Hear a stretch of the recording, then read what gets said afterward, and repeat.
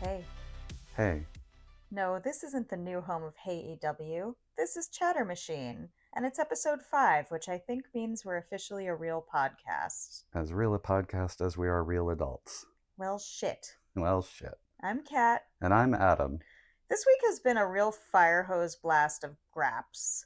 I've been overwhelmed by the sheer amount of wrestling, and we also had a little home heating emergency that took us the entire day to resolve on Sunday. So we're coming to you a little later than we'd hoped this week. Being an adult sucks. Yes, it does. Thanks for bearing with us. Adam, I would like to propose a little shift from our usual format. Since we had such an incredible week on Ring of Honor, let's focus on Final Battle and the shows that we got leading up to that event before we move on to AEW and all the other stuff we watched. Perfect. All right, I know I just said that, but I think we'd be remiss if we didn't start with a quick trip to CMLL, because that's how we started off our week and it kind of set the tone. We good? Sounds great. Okay. So on Monday, we caught up with the CMLL Viernes Espectacular event from Friday, the 28th of November. And it was really fun. All the CMLL events we've purchased through Triller have been super fun and enjoyable.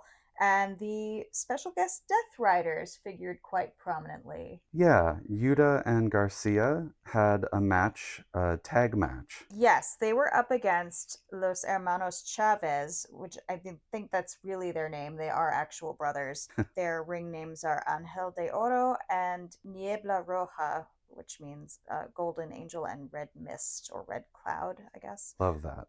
I also saw that their tag team is also called Los Nuevos Ingobernables, which just made me wonder, like, is everybody ingobernable these days? A lot of these stables seem to span and grow and shift. It's very confusing. Nobody sometimes. wants to be gobernable. Nobody wants to be gobernable.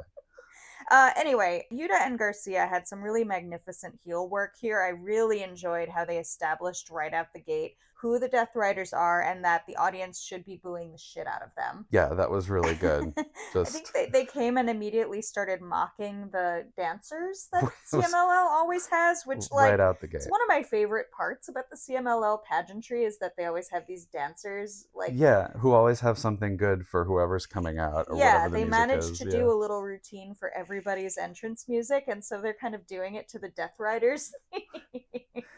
And Garcia's just, like, straight up making fun of them, and the audience is like, fuck you, man. It's the right choice for Danny to do that. It was great. Yeah. And so in this match, not to, like, spoiler alert, but the Chavez brothers defended their tag titles, and I think they should come challenge FTR immediately. Please. Not that we need to see more FTR, but... Well, FTR currently has the titles, come get them. Come take them, yes. You know, we shouldn't just be traveling to Mexico to challenge for belts. We should have our belts challenged too, god damn it. And then I also... at the end of the weekend, I really enjoyed Danny Garcia shared a video on, I want to say, Instagram of all of them trying to make their way to the lucha van. Yeah. And getting mobbed by the crowd. And all the men hate them and all the women love them. The women are like, te amo, mi amor. And the men are like, boo.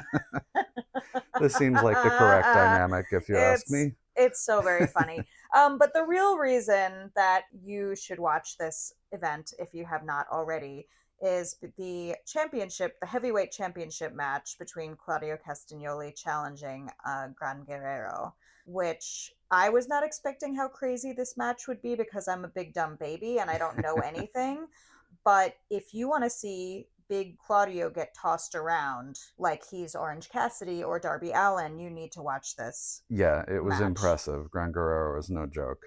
It was they went so hard and both of them looked great. It certainly wasn't like an embarrassing loss. I think Gran Guerrero had this belt for 3 years. If I recall that sounds correctly. Right. A good long time. Yeah. And it did not look like it. Yeah, he gave Claudio a run for his money. He certainly did. And they both looked excellent. There's a lot of discourse about AEW stars going to other promotions and grabbing their belts. And I'm not really talking about Mercedes going to indies and international promotions per se. I'm talking more about, like, CMLL and New Japan. Like, is it really reciprocal? Yeah, if they have partnerships with specific promotions like CMLL, I can see saying, why don't they get to carry AEW belts now and then? I think it's a fair question. Yeah. I do think that generally these events seem like it's a good thing for everybody. You know, these events are sold out. People are excited to see AEW stars in CMLL. But there is a question eventually, like, okay, well, AEW stars can go grab your belts, but are you coming to AEW to grab our belts? Right. Right. Yeah, and I think I would like to see the CMLL talent get pushed harder. We see some of that with Commander and Mascara Dorada and occasionally Mystico, a couple others, but and then we had the trios title match at Full Gear, which to me was more of a platform for the Okada Takeshita story than about the actual CMLL trios titles. Yeah, that match definitely seemed less about Sky Team than the Don Callis inter family drama. Yeah. But I would love to see them come challenge the Ops for the trios titles. That would be fun. Oh, that would be really fun. This question of reciprocity came up for me pretty hard during Ring of Honor Final Battle as well, which we will get to. But I want to shout out Shining Wizard on Blue Sky for sharing a really beautiful drawing they made of Wheeler Yuta being drop kicked by Difunto. I didn't realize that this depiction was from one of Saturday's matches and not the Friday event that we bought. Yeah, I was sitting there watching, waiting for the thing to come up. I didn't realize, but but I guess they had a trios. I guess all the Death Rider boys had a trios match with, was it Difunto, Esfinge, and yeah, and Ultimo Guerrero. okay, yeah. I'm sure that's really fun. We have not ponied up for the CMLL subscription. It's a lot of money, it's a lot of graps. We have a lot of wrestling in our lives, but we demand more Difunto drop kicking Wheeler Yuta in the near future, please. Thank you. Absolutely. Okay, so little CML detour. Let's talk about Ring of Honor. We had 5 straight nights of graps from Tuesday through Saturday this week, mostly thanks to Ring of Honor. Anthony Khan, I think you might be trying to kill us. Trying to murder us, yeah. So on Tuesday, we had a special free show on YouTube with some preview matches just to hype up the audience. Whet the appetite. To whet the appetite. And this included the announcement of who would be Ricochet's first challenger for the AEW National Championship. So that was pretty exciting. I was honestly surprised. I was very dubious. You predicted it. I know that it was sort of telegraphed, but I just kind of didn't believe it would really happen, and I talked myself out of it by the time they did the announcement, and I was surprised. Yeah, as relatively new fans, we certainly know about Dalton Castle, and he's fun, and at the same time, we haven't seen his glory days of being the Ring of Honor champion and all of that. Yeah. We've seen him some older stuff, but mostly just coming back from injury and being in trios matches with the Outrunners and frankly not really doing very much. So it's nice to see that he can still go. Yeah, and I guess we'll get to talking about that match, but yeah, it was nice that was actually the thing. It was like, oh, okay, Ricochet versus Dalton, fun. Yeah, I was like, really? So on the Tuesday YouTube show, what was really notable, we got the Beast Mortos versus Gravity, which was cute. We're keeping it in the family. Yeah. We had Dalton and the Outrunners match, a trios match, right, against the Fart House. The Fart House, yeah. Sort of one of the Ring of Honor stable heel groups, just sort of kick around. They're fun. They're good. Yeah. They're very fun. But yeah, I'm officially calling them Fart House. They announced Dalton as the national belt challenger. Then we had Trish Adora and Layla Gray. Not enough Trish on my television, people. Tony Khan, give me more Trish. She's fun. She's one of those I would have trouble booing because I know she's supposed to be a heel, but I just like her. Yeah, you can. How can you refuse her doing a heavy chop on Layla Gray and looking at the camera and being like, "Did you hear that?" Yes, I heard that. Yes, I did. Yes, ma'am. And Layla Gray won, and then we got a little promo where Zeta Steele was introduced and challenged Layla Gray, just saying that she's been watching Layla and she wants to have a match. And Layla... you do. Yeah. And Layla accepted. And so then we got a match with them later, which we'll talk about. But I don't know anything about Zeta Steele personally. The only thing I know is that she was part of the WWE ID program, and I guess she elected not to renew her contract, which I don't know the ins and outs of that, but good for her, I guess. So I'm looking forward to seeing what she can do and what she's like. Yeah. We had the Dark Order kind of in action, right? Like, I Yeah, think we've seen their opponents before, but, they're enhancement talent. Yeah, they showed up to basically do a squash match, but it's fun to see the Dark Order, especially with Evil Uno. Yes, I don't think we get them a lot. It's nice. We do get a bit of Silver and Reynolds, which is always delightful, and we're never going to complain about that, but to have Evil Uno there as well is a real treat. And the sort of main event of this little special event was Persephone versus Diamante, who is now one of Athena's minions. Yeah, so a little, definitely a whet the appetite, like proxy battle. Kind of inevitable that Persephone would win because it would look really bad if she lost before challenging Athena. Yeah. But it was a good match. Yeah, and I appreciated that on Dynamite the next day, we got Ricochet and Mercedes Moné cutting promos about what they will be doing on Ring of Honor. So it was like a nice bit of synergy, brand synergy there. Yeah. I do appreciate when the AEW talent like hype up that they're going to be on Ring of Honor. And it definitely makes sense when they've got their pay-per-view coming up, the week of the pay-per-view. Well, it's kind of all about Final Battle. So, yeah, really, there's a lot of Final Battle action here. Ricochet's promo, he was like talking about how all the indie promoters and all the international promoters are blowing up his phone. I'm ready. Incidentally, we just found out shortly before recording that Ricochet will be going to Rev Pro in Cardiff this coming weekend to defend the belt. So that's awesome. I'm ready to see this worldwide nonsense. Yeah. I want to see him get around. He's the perfect person for it. Yeah, very happy for Rev. I don't know if Ricochet's been in Rev Pro before. I know he's been all over the place, but maybe not specifically there. I look forward to hearing how much fun everybody has. Same. And then Mercedes cut a little promo backstage at Dynamite with Renee. Mercedes is wearing these long leopard print gloves, and she's clearly losing her mind, which is the greatest Mercedes ever. She's saying she's going to make her Ring of Honor debut on Thursday on HonorClub as a special extra preview of Final Battle, which was really exciting. Momentous. So, Thursday, HonorClub, we're like, oh my god, how are we going to survive all these Graps? Mercedes does make her TV debut against lovely Miss Larkin. Lovely Miss Larkin. She made an impression right out the gate. She did. She was clowning. Her personality was big enough. I looked her up right away. She's from Ohio, seems to do stuff with Ohio Valley Wrestling.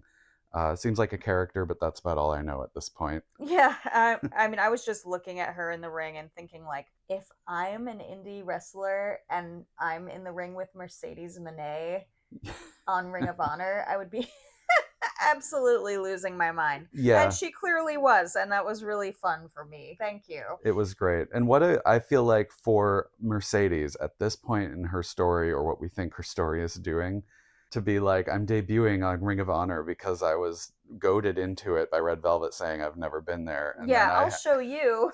And then I'm having a squash match, with this like clearly almost insane person. Anyway, it was what great. A treat. It was great. And it speaks to like truly what a wonderful person Mercedes Moné must be out of character. I like to speculate on things like that. So the most important match, I would think, of Thursday's Ring of Honor was the Women's Pure Rules Championship semifinal, which was Billie Starkz versus Yuka Sakazaki. I was really looking forward to this after Yuka's match with Serena Deeb in the quarterfinals, which was like quite the shocker. Yeah. And I was hoping Yuka would win because that was just so fun. But I figured it was more likely that Billie would win, and she did, but it was a great match. Yeah. They both went really hard. The one thing I could say about all of these Ring of Honor events this week, everyone went really hard. It's true. The whole time. Yeah. There was no bullshit. Everybody in Ring of Honor was giving it their all. Yeah. And so shortly after that, we had the sad announcement.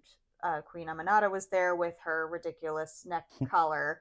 Like the soft squishy collar, and she was there with Deonna Purrazzo, by way of announcing that she has not been cleared to wrestle as yet, so they gave Deonna a bye into the finals. And it was like this really touching moment. I'm curious what Deonna is doing, because like she was really kind of healing it up for a while, But then she had this like tender moment with Aminata. Yeah. You know, they just looked like they were actual friends. Yeah, having a discussion. It was a good little promo, and so basically the agreement was that if Deonna won it, Aminata would be her first challenger as soon as she's well enough. So a very emotional moment. We had some more Castle runners, like they had a little squash match, and then Ricochet and Demand came out and started attacking them. Yeah, Gates of Agony went after the Outrunners, who were kind of Castle support, and then they all triple teamed Castle, and giving us a little taste of what we might expect at Final Battle. Yep, had a sweet little Commander and Beast Mortos match which normally on a normal week would be a highlight, and I forgot it happened. But that was just too many graps. But that was another fun little setup for Final Battle, with the tension around the 6-man survival of the fittest match for Bandido's world title. Yes. Of course, you have to have a little brawl where everybody runs into the ring and is fighting each other performatively. Yeah, and there's also a little, I think now that we've seen it all, I'm sort of forgetting some of this, but there was some, just leading up to it all, not knowing who's going to win and all, there's this question of like, oh, Sammy and Beast Mortos are also going to be going for the tag titles. Yeah. So they're going to be wrestling twice. Yeah. And so this match then ended with a DQ with interference, and it's all very like promising the chaos of what we're going to expect in this 6-man eliminator match. Yes.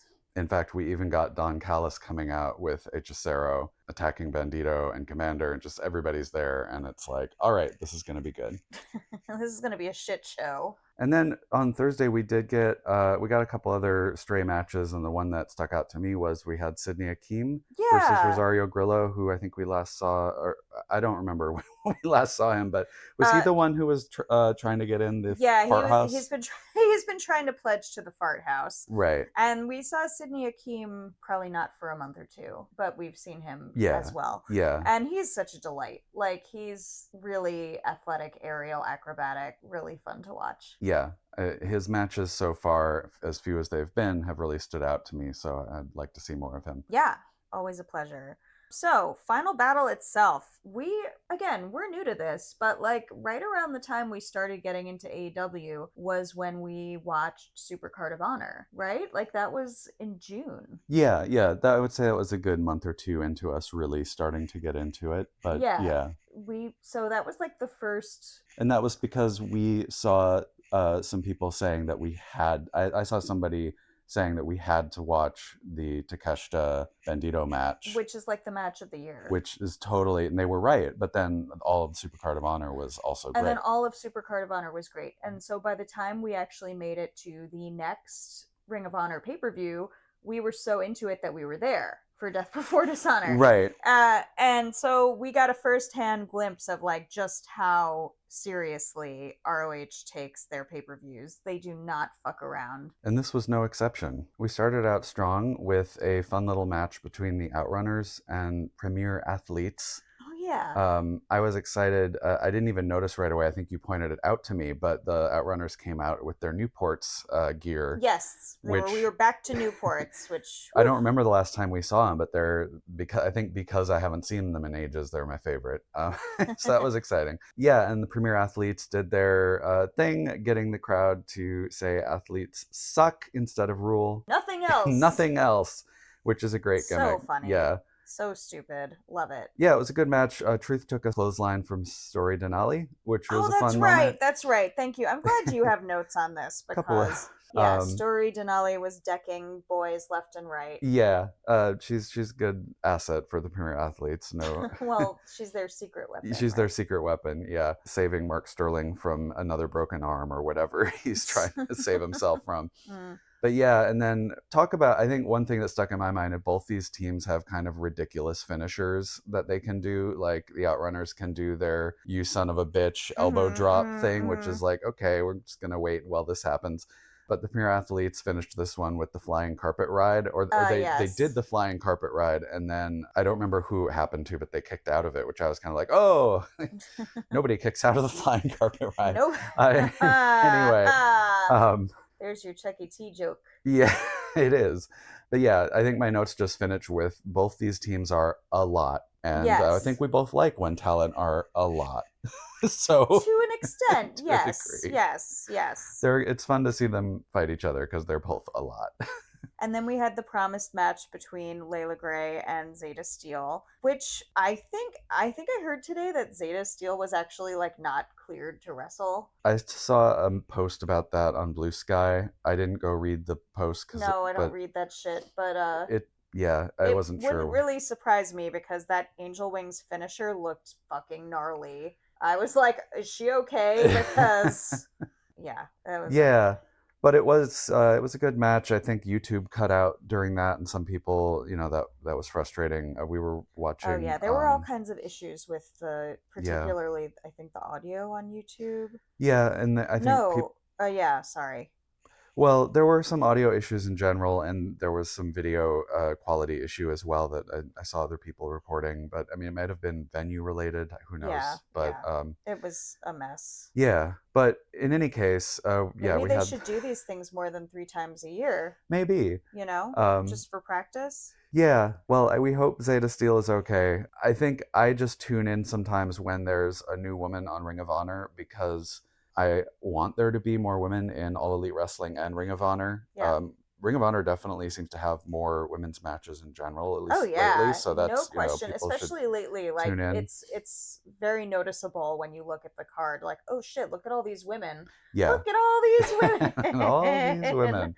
But that's a good thing. But yeah, I mean, so I'm always interested to see new people show up, and I'm like, yes, let's have them show up and try them out. And so I hope that she's in good health. Yeah, and so we had Ace Austin versus Big Shotty, Lee Johnson, which was amazing. That was a beautiful match. I had done a quick and dirty prediction, like why not Big Shotty? Of course, Ace Austin won, but they both looked great. I mean, it was a barn burner. Yeah, I want to see Lee Johnson more. I'm super excited that we got to see more Ace Austin, and we'll get to that later. And we're definitely going to get to see more of him. Right, and then immediately after that, Blake Christian comes to cut a promo to Ace Austin that when Blake is the Ring of Honor World Champion, Ace can be his first challenger.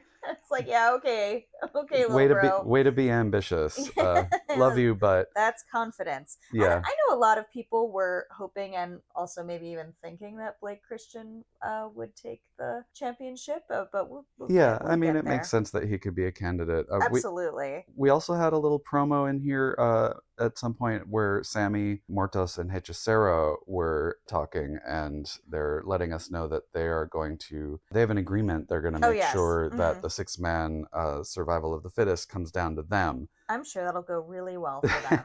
But given that, it makes it even a bigger brag for Blake that somehow with that going on, he still expects he's going to win. Absolutely. And you need to have that kind of confidence if you're we love vanilla it. Baby. It's fine.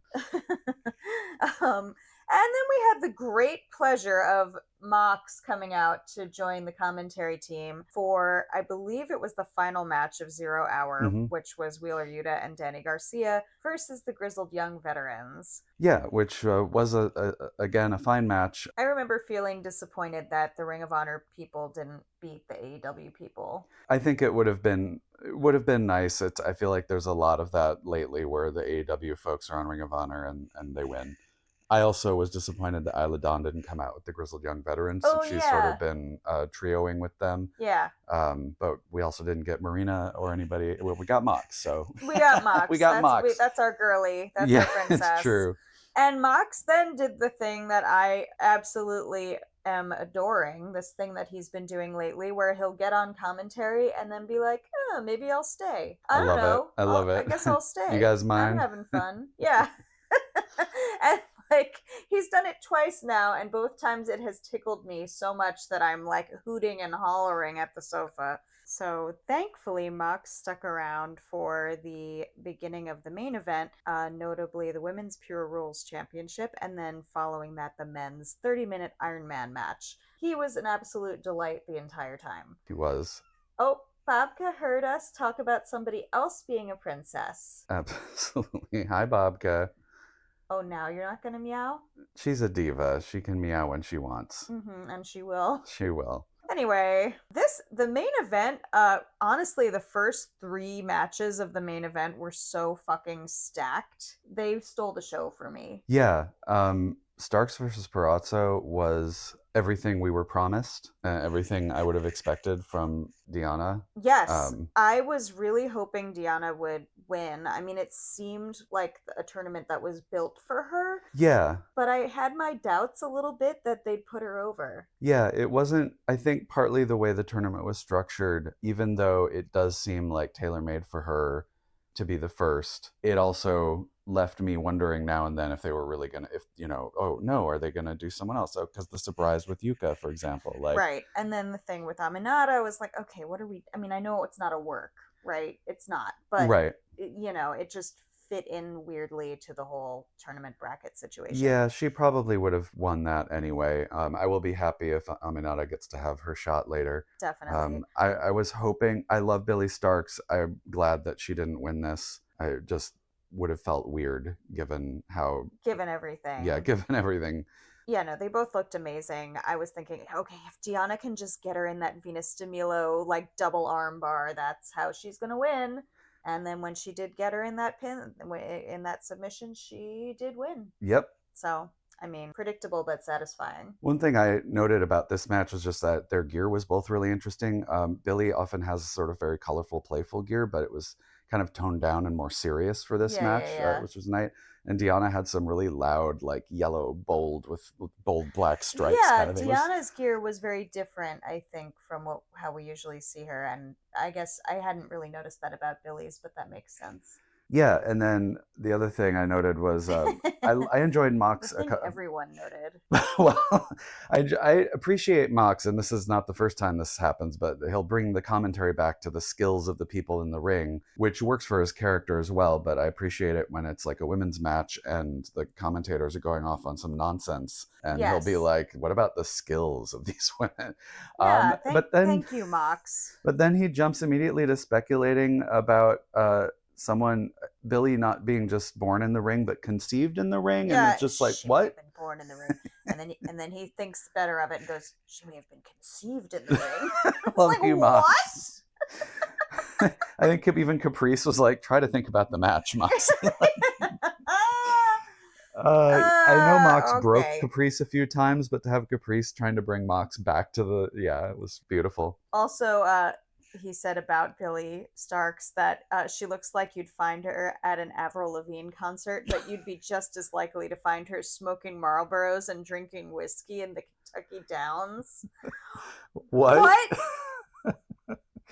Is this because she's from Kentucky and she has colorful hair? Like, what the fuck, dude? Know. Anyway, like, Mox clearly loves her. Yes. And I love that, and I'm ready. If Mox wants to do like a little face turn and build a very motley crew of Billie Starkz and Lee Moriarty, I'm here for it. Yeah, that's a lovely idea. I love it. So speaking of Lee, Mox did stay on commentary for the following match, which was Lee Moriarty and Nigel McGuinness in their much heralded 30-minute Iron Man match. It was really good. It was, and it wasn't clear to me if this was just like a quick change of plans after Rush was injured and it messed up the plan for the World Championship title match, and then they had to move people around, and Nigel was just like, yeah, sure. Yeah, I almost want to just believe that's the case because I don't know, it's a fun thing to think about Nigel, that he's just down to clown anytime. Like, all right, I'll jump in. And I mean, I love this era of Nigel being retired and just getting to do whatever the fuck he wants, which obviously would be a 30-minute Iron Man match with Lee Moriarty. Why not? It was incredible. Lee basically held the lead the entire time until right near the end, where it was total chaos. Yeah, Nigel got in a couple more pins, and leave. And I think what happened there is Shane Taylor was at ringside with Lee. He was. In support, but he was doing a little bit of his heel work because he is a heel. Yeah. And you could tell Lee is not so interested in that right now. He wants to have a nice, clean match. But they've been hinting for a while at Lee kind of giving the side eye to STP's heelish ways. Yeah. Even as a member of the faction, you could tell he's been kind of like, oh, I don't know. Yeah. And so what I saw was Shane Taylor at a moment where Lee was not looking in that direction. He like clobbers Nigel over the head, and Lee, not knowing that he had done that, gets the final pin in the last second. Right, which does only bring it to a draw anyway. Right, and so they have sudden death. Yep, Lee gets up and demands it, I think, because he's not, I think part of that is he's not happy that he got I think he's not even happy it's a draw with knowing that Shane interfered.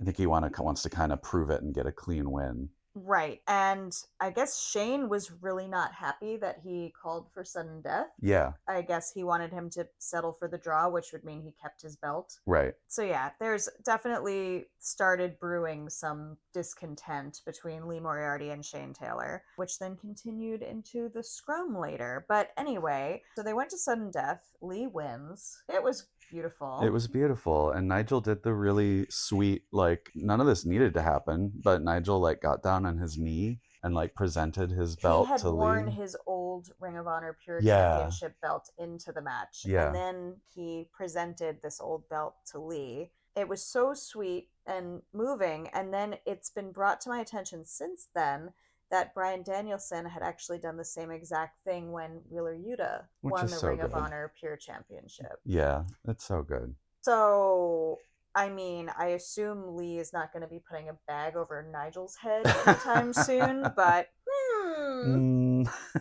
Nigel doesn't need a bag over his head. He's just going to go back to retirement, having a good time. Yeah, talking nonsense on the commentary desk. And after this is just like, we're trying not to say banger so much on this podcast, but this is banger after banger after banger, because the next match is the Women's TV Championship match between Red Velvet and Mercedes Moné. And I'm really sorry that Mox left before this match started. Unfortunately, Ian had said something that got him upset about his upcoming C2 match with Takeshita. Is that right? Yeah. So who's going to have a match on Collision with Takeshita as part of the C2? And Ian must have said something about the Don Callis family or adjacent, because Mox got up and started storming around, making cutting a promo about how people in the Don Callis family, he doesn't really know anything about them, but they're coddled, basically. I don't remember exactly how he put it, but he was making the claims that he's rougher and tougher. He was raised in Ohio. He was raised on Ohio tap water. Tap water. Which it was a nice choice of words given his storyline. But yeah, he makes his claims there, and then he storms out and he's done for the night. So sad. He would have loved this match. R.I.P. Mox. R.I.P. Mox. And we continue. Yeah, speaking of R.I.P., these two absolutely murder each other in the ring. There was basically no honor or respect here, which makes sense. Velvet went right at Mercedes, right out the gate. Yeah. Rightfully so. She demands, she wants to get her belt back, and she's gonna get it. There was a point where she trapped Mercedes in the apron. Surprise, you're trapped. I always like that. It's kind of silly, but and her little feet were sticking out like the Wicked Witch of the West. Yeah, she dropped to the floor with Wicked Witch. One of those. The one with the feet. And they had an astounding move where I don't remember the name of this move, but they basically flipped over each other off the turnbuckle. Like a rolling somersault kind of thing. It was sick. It was a beautiful match. Velvet countered Moné's statement maker to then get her own pin, just sort of very quickly. But that was beautiful storytelling for her to get her belt back by countering. Yeah, and then I'm thinking the whole time, well, if Moné loses this belt, it doesn't mean she has to fully crash out and lose everything. I'm thinking, well, after all, she lost her New Japan Women's Strong belt since this whole thing started, right? Because that was about when we started watching. It was about when she lost that belt. And I didn't realize that people didn't consider that belt to kind of be part of her belt collector thing. Here I am thinking, this isn't the first time she's lost one of her belts. Yeah, and I'm glad you remembered that, because I did not remember it. And it is interesting that, people said, well, she wasn't pinned for that. Yeah, it was a triple threat match. I get it. But a belt is a belt, and she wanted the belt, and she lost the belt. Yeah, no, it's a lot of the belt stuff is iffy across the board. But I guess the story here is that she got specifically pinned. Yeah. And I mean, obviously, also the story with Red Velvet itself was kind of the story here. It was perfect. It was satisfying to me. Thank you, Velvet, for getting your belt back. It was right great. Away. It was great. She looked amazing. Like, we really haven't seen her in action at all since we started watching, and she certainly didn't look like she had any rust. No, I mean, and after, you know, the match she had with Mercedes where she lost the belt, maybe gave some sour feelings of like, oh, she comes back and loses right away. But then this match really redeemed, like, okay, I want. Yeah, and I actually guessed that Red Velvet would win this match, and I think people thought that was a really spicy prediction. That's weird. I don't know. It felt correct to me. Certainly sometimes we're throwing curveballs, but that just seemed like the obvious story to me. And I'm just glad the match was so good because it was very satisfying that, like... Yeah, well, I love Crash Out Mercedes. I personally do not want her to just consistently go ahead and lose all her belts because I'm really having fun with this. Yeah. I'm hoping that it's more of a bumpy, slow descent where she might like pick up another belt here and there and then like continue to lose her belts. That would be fun. I at least assume she's going to hang on to the TBS belt for a while. I think it would it would really drain interest if she lost that one before really losing everything else, because then she'll be going around losing belts and people will be like, all right. No, I agree. I think that symbolically the TBS going last does make the most sense. Speaking of which, so we get after a while, still during this event, after a while, we get a little backstage moment where I'm not sure who was behind the camera. I don't know if we're supposed to know who was behind the camera, but Mercedes is having a very private little crash out, clutching her TBS belt. Relatable. And the cameraman comes up and is like trying to comfort her. And then Layla Gray comes up and tries to comfort her, like, from one baddie to another. Yeah. And predictably, like, listen, if I'm having a private little crash out and you try to come and bother me, I'm going to fucking flip out in your face, too. Leave me alone. Moné was like, you need to shut the fuck up! You know, like, she was just, like, not having it. And this led to a TBS belt challenge for Collision. So I'm very happy to see that TBS belt be in play. Absolutely. Following this, then we had kind of the like awkward middle portion of the event, I would say. We had the tag titles, which was Sammy Guevara and Beast Mortos versus Adam Priest and Tommy Billington. Yeah, I don't have a lot to say about this match.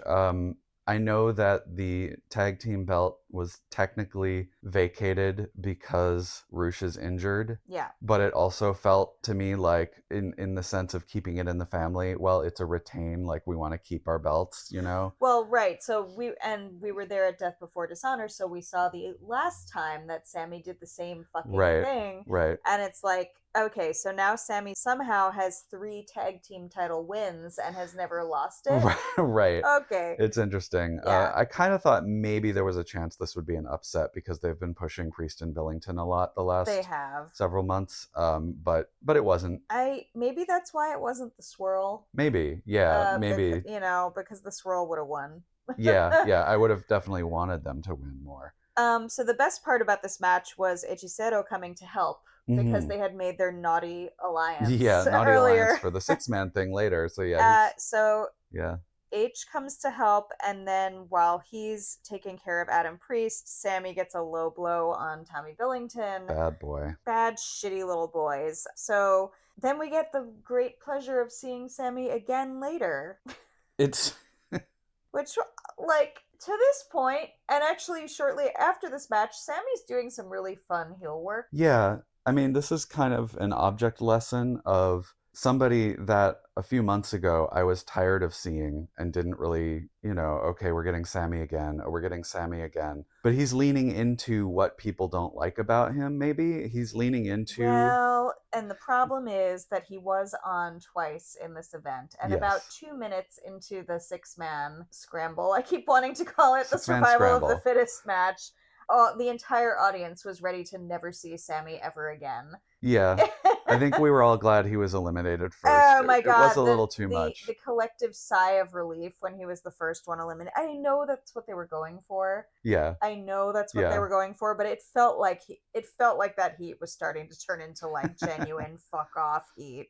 Anyway, but we're not there yet. We have Eddie Kingston versus Josh Woods. Always fun to see Eddie in action, especially given his title challenge coming up. Yeah. We had seen Josh Woods last at JCW, and since I'm the meme, once again, I'm the meme of the guy who's only seen Boss Baby and thinks everything is like Boss Baby.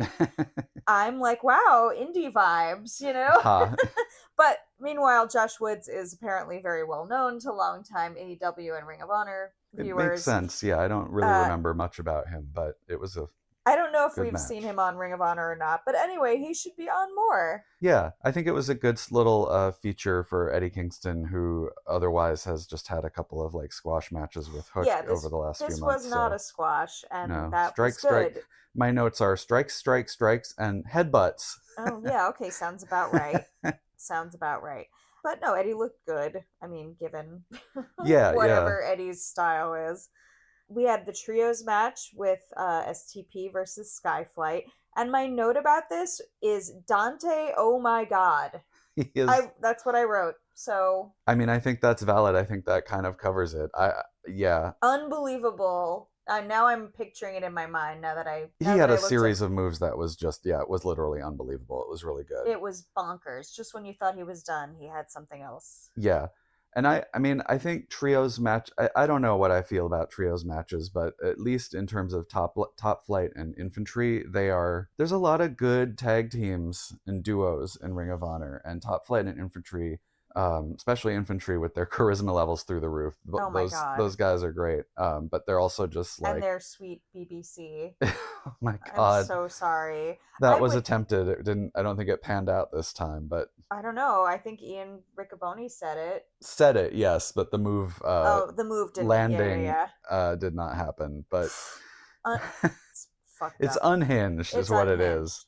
I need Shane Taylor Promotions to immediately also go challenge the Ops. I think every good trio should go challenge the Ops, please. Absolutely. First of all, everyone should we need people taking the trios belts off the Ops, but then there are so many good options, so why not do it? Do it. And then we finally got to, I say finally, just because there was a fair amount of build-up throughout the week, the match between Dalton Castle and Ricochet, where Ricochet is defending his AEW National Championship. Honestly, I think this match was kind of everything I was hoping it would be. Yeah. Which was mostly insane. Yeah. It was very satisfying. It was much more than, say, maybe just like a clown match or a breather. Like it was insane. There was the Peacock Parade. Yeah, like there was no explaining this. There's no explaining it, no. But I wanted Ricochet to do some silly like running around the ring, and that happened. I wanted to see Dalton Castle do a bit more than we've seen him do recently, and he got some good suplexes and other graps in.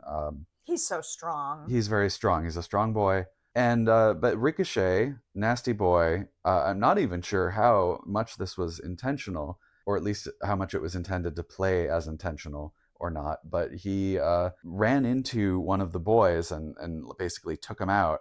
Yeah. And then the boys are standing there fanning their fallen boy. Their fallen boy brethren. I'm not sure if they're... Yeah, and Dalton was suitably distracted. Was that when Caprice went, boy down? Boy down, yeah. Boy down. And yeah, Dalton was horrified, of course. Yeah, and so Dalton being suitably distracted, it gave Ricochet the edge to win the match. I appreciate that. I felt very sure Ricochet would win this match from the moment it was announced, and yet they still got me to bite a little. Yeah. Which I think is really a testament to the booking, but maybe more the wrestlers and how they call their match. Definitely the skills of those two. Yeah. Yeah. And like making because they're kind of different styles, different builds, very different. But I don't know what I would have told you if you told me to put those two together. Yeah. They made it work beautifully. I did appreciate Dalton's like repeated Orange Cassidy style slow roll. That was fun. That was good. And then after this, at the media scrum, Tony Khan sprung on Ricochet that he would have to defend the title immediately again the following night on Collision, which he was very displeased about. But he's a hard worker, so he is. He's a good bad boy. And then we had our long-awaited Men's World Championship 6-man survival of the fittest match which once again was Bandido, Hechicero, Commander, Beast Mortos, Sammy Guevara, and Blake Christian. One of these things is not like the other. One of these things doesn't belong. Except he was great. So, as we already discussed, the LFI boys and Hechicero had talked about an alliance, and then Hechicero helped them out earlier. But of course, LFI is a bunch of horrible boys, and they ganged up on Hechicero like immediately. Yeah.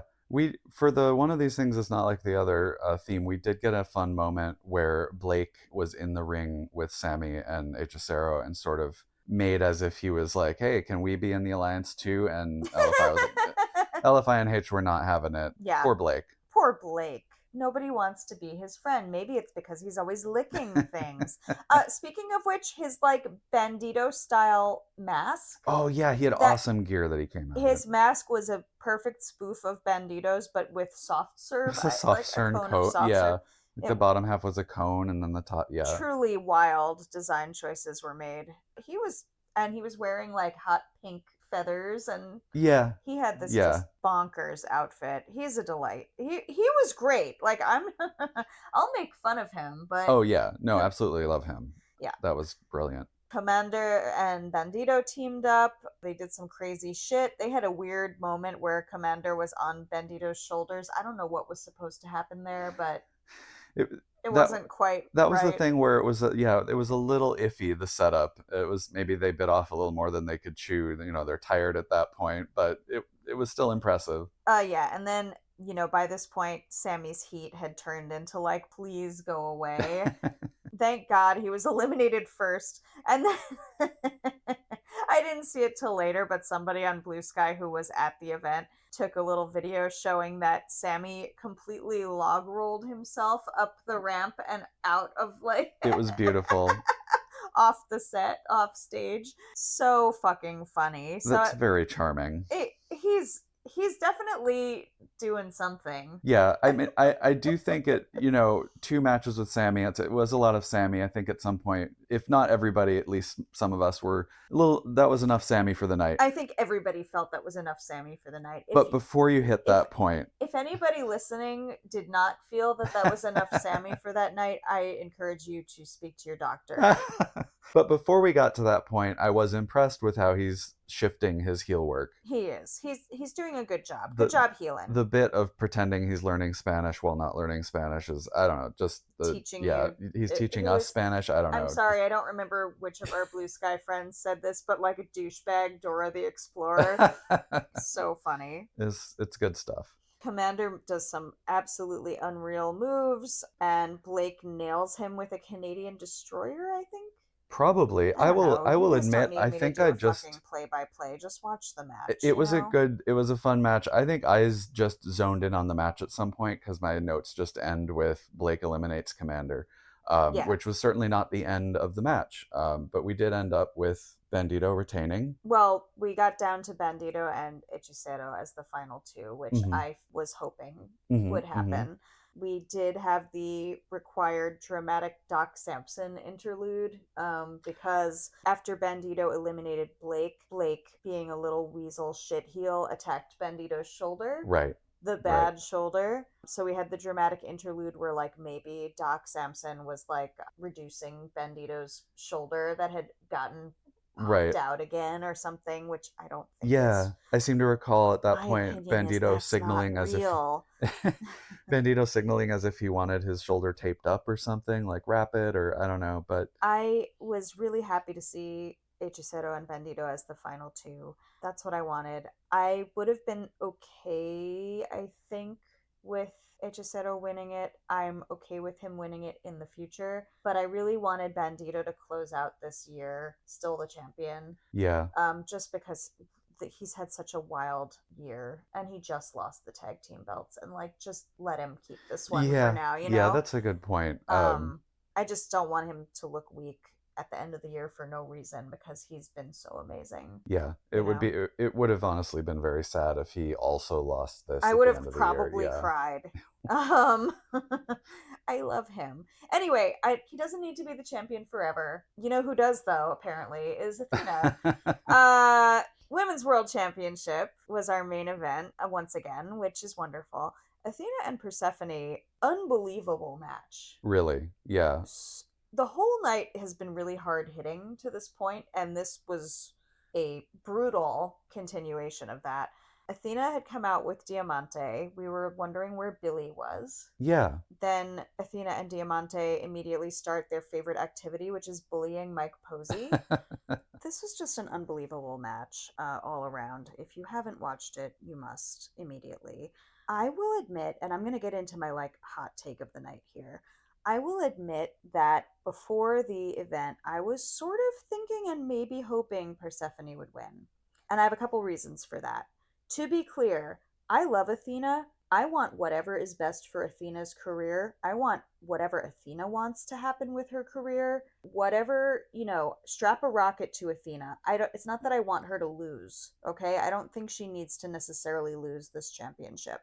However, I just talked about reciprocity with the CMLL titles, right? Claudio just whipped the heavyweight title off Gran Guerrero. He'd held it for 3 years. Mm-hmm. Athena's held this title for just about 3 years. Mm-hmm. And I'm thinking, that's an interesting little bit of symbolism there. Yeah. I also, this is not related to Athena specifically, I don't love the idea of forever champions in any sport. I think that's kind of boring. It is weird. It feels to me like the people who are excited about forever champions are like Yankee fans. Or like that's what it feels like, it's like, okay, you just want your person to be in the championship forever. Anyway, I know that's like a bit, I know that's like also Athena's like heel thing that she's doing. So here's where the problem was. It's an amazing match. It's an amazing match. Athena does this code breaker maybe about like halfway through.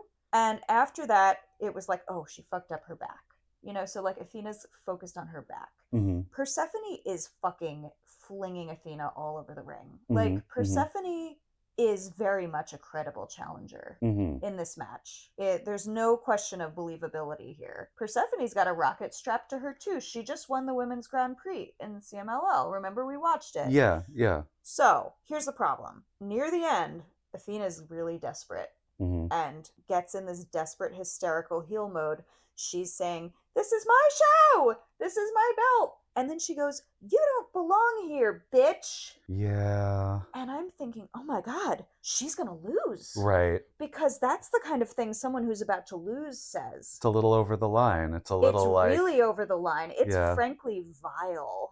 Like, it's beyond normal heel stuff into something that's like an actually vile thing to say. Yeah, especially to someone from Mexico. Yeah. There's a lot of context going on in the world right now that makes it particularly vile. Yeah. And given even without the actual like socio-political context, even just the fact that Claudio just grabbed that CMLL belt means that I don't think anybody from CMLL should ever be told you don't belong here. Yeah. Yeah. And so I don't know if Athena, like, God knows I blurt out shit that I regret saying immediately all the time. So I don't know if this was planned or like ad-libbed and she's in her head going, oh fuck, because I'm sure she's like a legitimately extremely nice person.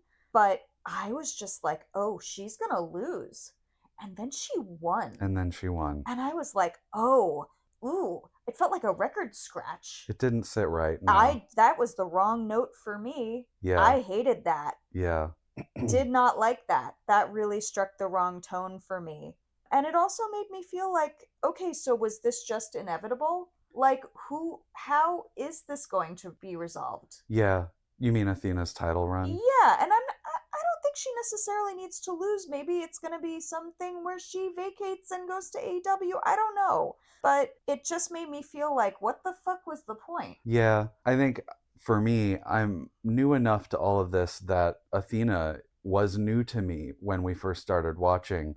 So for me, I have it's intellectually, I know, okay, she's been a champion for a long time, but she's been the Ring of Honor champion for me a couple months, right back when we started watching. Right. Now she's been the Ring of Honor champion for me for longer than Hangman had his championship, Right. And it's like, okay, I'm expecting her to lose it. I know in my head she's had it a long time and she may not, but to be clear, because I don't think I am being quite clear, I don't think she necessarily, I'm not bored with her title reign.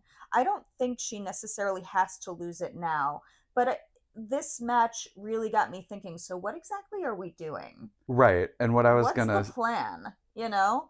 Yeah, and I guess what I'm saying about the sort of different context of like I haven't been watching Ring of Honor for 3 years to see her whole title run. Yeah. My experience with title runs is extremely limited because I've only been watching wrestling 7-8 months. Right. So I don't have a great context for what it feels like to have someone doing a long title run.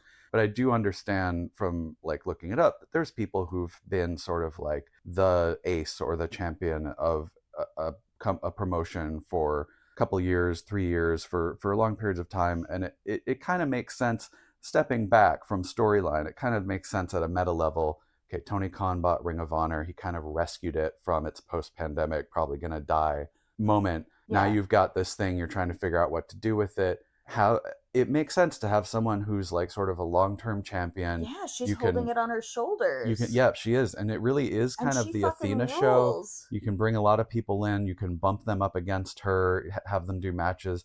But yeah, there is still this sort of question. I've seen people say like Billy Stark should take it off her because they've had a storyline with her and Billy. But I don't know. I don't know how you get there. And like Persephone coming in and taking it off her, as much as anybody else who has had a match with her would have felt a little bit out of the blue. It would have been shocking. Yeah. And I'm not saying it should have happened even, but it would have been credible. I think I would have been fine with any outcome if it weren't for her yelling, "You don't belong here, bitch." Yeah, that was unfortunate. That was gross. And I really hope it was just a accidental ad lib, like, oh, that didn't really land well. I did not like that. That made me really. Anyway, that's my hot take of the night. I would have been pretty psyched if Persephone won after that. It would have been a neat message. Yeah. But I guess that's not how it was booked.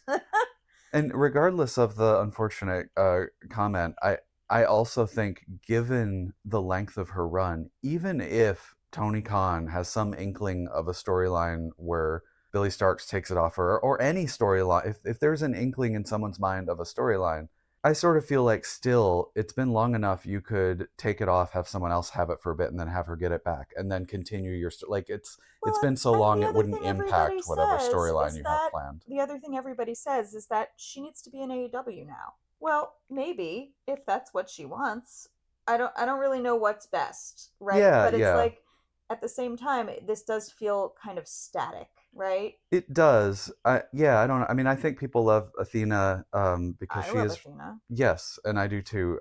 I think there's a lot of people, I think to myself while I'm watching Ring of Honor, oh, I want to see them in AEW.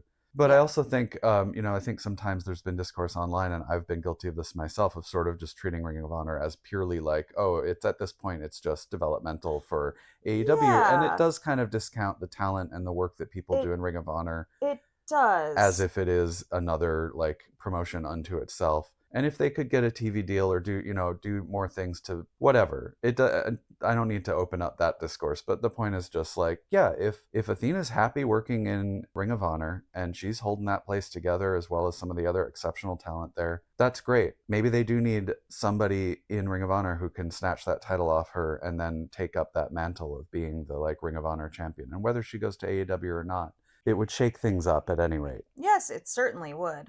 I think this is probably not the time, like, as you said, to get into Ring of Honor discourse. I have some thoughts about this, but we're already kind of like long in the tooth. But what I will say is that Final Battle and their pay-per-views in general are a really good example of how differently Ring of Honor is booked compared to AEW. Mm-hmm. And I loved it. It was a great event. It hit an off note for me right at the end there, but I don't know how intentional that was, and the rest of it was just, I mean, the whole event was a banger. A certified banger. Yeah, I think every event we've seen for Ring of Honor where they are doing a full show in front of a live crowd that paid to see them, that is there explicitly for Ring of Honor. Yep. It makes a big difference, and I hope at some point, whatever Tony Khan is doing, I would. People say maybe it should be booked by someone else. People say this, people say that. I think if they can find their way to doing even just more events during the year like this, it would breathe it would be good for it and good for the talent involved. Absolutely. All right, so we're gonna save our other like more fundamental Ring of Honor thoughts for another time because we're already talking for a very long time. Moving on. We had an interesting little week on Dynamite and Collision. Dynamite opened with Eddie Kingston and Samoa Joe having a face to face in the ring. And the way Joe talked about Eddie made me think he's going to lose that belt. I did get a vibe. It was interesting. I don't really think Eddie's going to win this belt this week, but probably not. It would be lovely though. And so Eddie Joe was basically saying that Eddie's a second rate guy who's never going to win the big one. Yeah, really playing into Eddie as has been and never top tier. Right. And Eddie's like, don't bring me this incel garbage, Joe. Bring me Champion Joe. Yeah, which if you're a fan of Samoa Joe and his history as a wrestler and all of that, I can see that being how you would choose to write this story. I'm just not personally that interested in this storyline. Yeah. Just talking about it now, I'm realizing like I'm not really having fun talking about this. Yeah. It's not that good. And we love Eddie. Sure. I did take note that in Eddie's promo, he was going to eat Samoa Joe alive. He is notably not going to devour his ass or fuck his ass. There was no confusion about what was going to happen with somebody's ass in this promo. For once. I did like his little backstage promo that he had on Collision where he's just looking beautiful with his gray beard, but he's also saying, you can't get in my head, Joe. I get in my own head every day. And I'm like, yes, Eddie. Yeah, very relatable. I also relate that I also care too much about things all the time. And I also agree that the young guys are going down a disgusting path. Agree. I can see ways in which this storyline is trying to do something interesting or good. It's not really hitting for me. And I think, I think as with anything in wrestling, we've found that sometimes there's this or that wrestler or this or that storyline that's maybe just not for me. It's for someone else. Sure. And that's fine. It's disappointing that this is happening when a lot of us were really excited about Hangman's run and they're doing this now. But I just think it's the execution. Of course I was like upset to see Hangman lose the title, but I'm also open to different kinds of storytelling. Like I said in the last episode, rip my heart out. Do it. Yeah. I don't have a problem with that. But what did we do with the Dark Order this week? Like, this just felt like... It felt like grasping at straws for, like, trying to flesh out the storyline with Hangman. And, like, I don't know, the Ops are being this devious group now. They would want to hurt Hangman. Who can they go after that's a friend of Hangman? Yeah. Do we know any trios that might be allied with Hangman? Right. Like, I don't know I don't know the whole backstory with Dark Order and Hangman. I know they have one. I know they never really made up or like forgave Hangman for whatever sins he committed against them, which I don't really know what they are. And someday I will learn. So Dark Order, like they get this excited promo saying they've got a shot. If they beat the Ops, they'll get a shot at the trios titles. Hangman comes by and they're like, please don't fuck this up for us. Yeah. And he's like, I won't, but as soon as the match is over, I'm getting in there, Yeah. And then the Ops just fucking squashed them. Yeah, it went very fast. That hurt my heart. Like, it did. Why did we do this? And we haven't seen the Dark Order in ages, and we've barely, us being relatively new. We're just talking about how fun it is to see them and how we don't get to see them together very often. So... I don't know. It just felt kind of insulting. It kind of felt like adding insult to injury a little bit. Yeah. And I get that like maybe the C2 at the moment is like draining a bunch of energy for putting together matches or telling stories. Sure.